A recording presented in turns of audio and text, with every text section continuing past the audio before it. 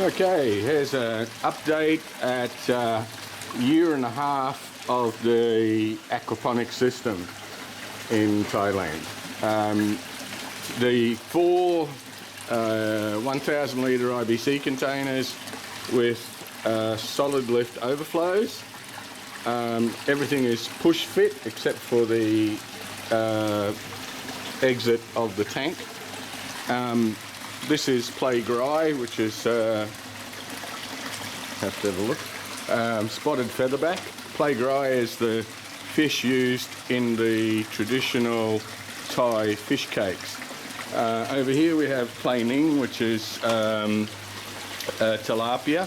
You'll see that You'll see that I've tied plastic tubing to the SLO, and because once the fish get big enough, which these guys are over 40 centimetres now, they knock the damn things off and I've got to go fishing for them down in the bottom. The next one up, I'll just walk around. The next one up has got Java barb and silver barb, that's play tap-in, and also got play yisuk, which is 7-stripe barb. These are all jungle perch type fish. Very, very fast fish, and they've had babies, by the way. All of these tanks except the play gray have had babies. And these fish are slower growing. I've never cleaned the tanks, by the way. The tanks are purely bio-cleaning themselves. The last tank here has got the big guys, the tilapia that are the biggest, and they're probably about 45 centimetres, I guess. We're running a 12,000 litre per hour pump. It has been running non-stop for 1.5 years, cheap as anything. And we've got several air pumps running. This one has been running non-stop as well for the same time. And then we'll go down to the other area.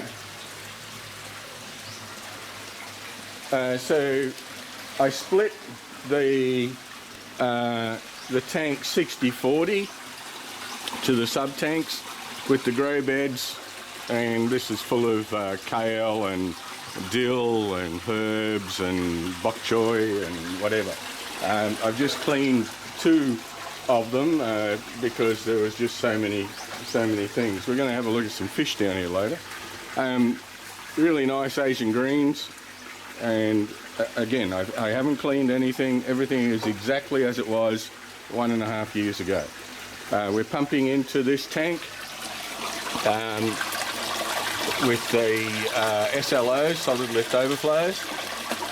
We've got one set of biofilters, which is a swirl filter over here, which is got no air pumping into it. And then we go into this filter, which has got the mats, the material mats with thousands of ceramic beads from Japan, and 2 100mm air stones in the bottom. I do put a lot of potassium humate, zeolite, potassium carbonate and dolomite. As I use the potassium carbonate and the dolomite as the buffers. Okay, so this is my pumping sub-tank.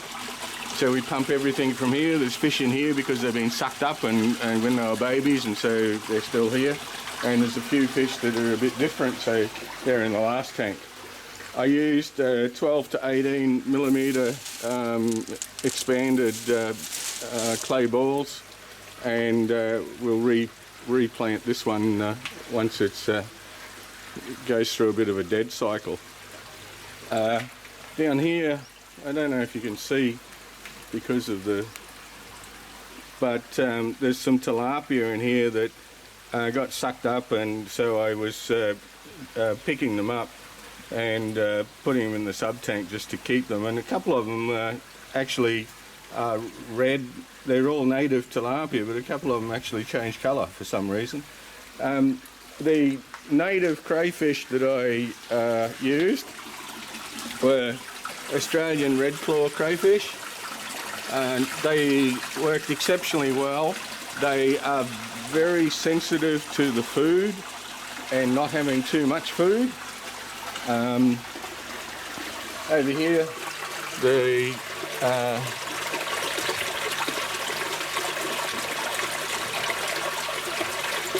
you can see that we're purging the grow bed, and again, here's the vacuum that's being created, and this is a simple system. There's nothing complex in the whole thing. Everything is push fit. All of these pipes are push fit, they're not glued, and all of them have been running, as I said, for a year and a half. No cleaning, no nothing. What's the pluses and the minuses? Well, the pluses are that in the tropics, everything will grow like crazy. So you're going to end up with kale going to seed like this.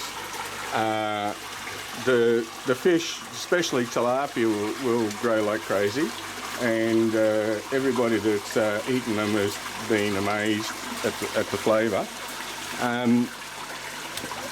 The negatives are that you need to have plans for power outages, and you need to have plans for when you're going away on holidays or working away on travel.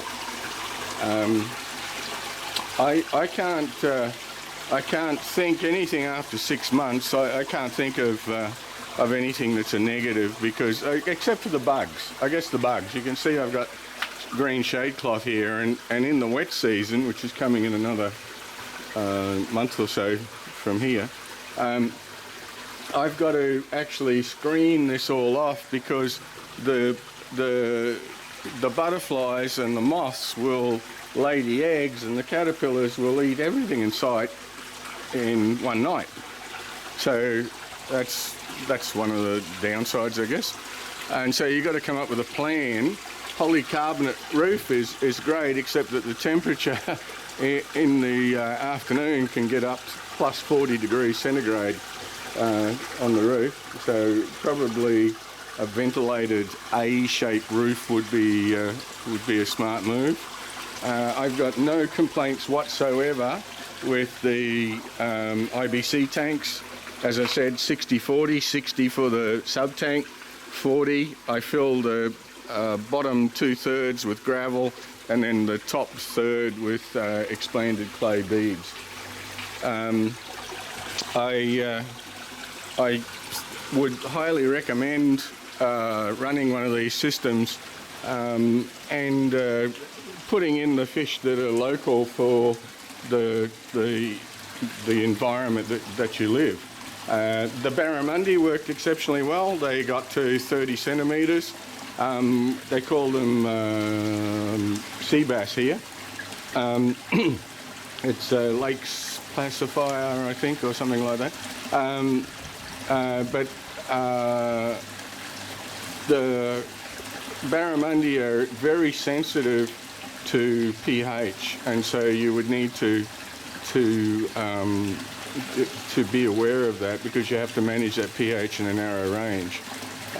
As I said, I've used potassium carbonate and dolomite to buffer the pH. All of these fish are existing in a pH that ranges from 5.5 to 6.8, depending on when I change the water out, when I pump in new water, and so on. So I would say that the playgrai are really bony fish, the spotted featherback. The tilapia are fantastic, great meat, really fat, and I feed them, let's talk about that. I feed them once a day, sometimes twice a day, sometimes none per day, depending on if we're away. If we're away for 2 days, The ones that I've killed and cleaned have had plenty of fat content and plenty of liver. As I said in the past, I've fed them nothing except Japanese all-ocean seafood, fish food, whatever you want to call it, 38% protein. Yeah, I think maybe a couple more biofilters, a bit bigger, and get this thing sorted out a bit more. Maybe another 4 grow beds and sub tanks. I'm not seeing how finicky the crayfish are, the freshwater crayfish or yabbies or whatever. I think you could do that, but once they get too big, they start to fight with each other and those sort of things. And so I'm not thinking that's for a hobby. It's great, and for home domestic consumption, there's nothing like some freshwater crayfish in your spaghetti pasta or whatever. But I would say that the sump tanks, you probably could do better with the giant freshwater prawn. They seem to be easier and much cheaper to grow. But other than that, I think it's a very cheap solution for organic and a home solution. You can drain off some of the water to put on your garden, and then you can replace it, so you cycle some of the water through and monitor your pH. But apart from that, there's no chemicals, nothing. As I said, zeolite, potassium humate or humic acid, and for the pH buffers, potassium carbonate and dolomite. That's it. Okay, catch you later.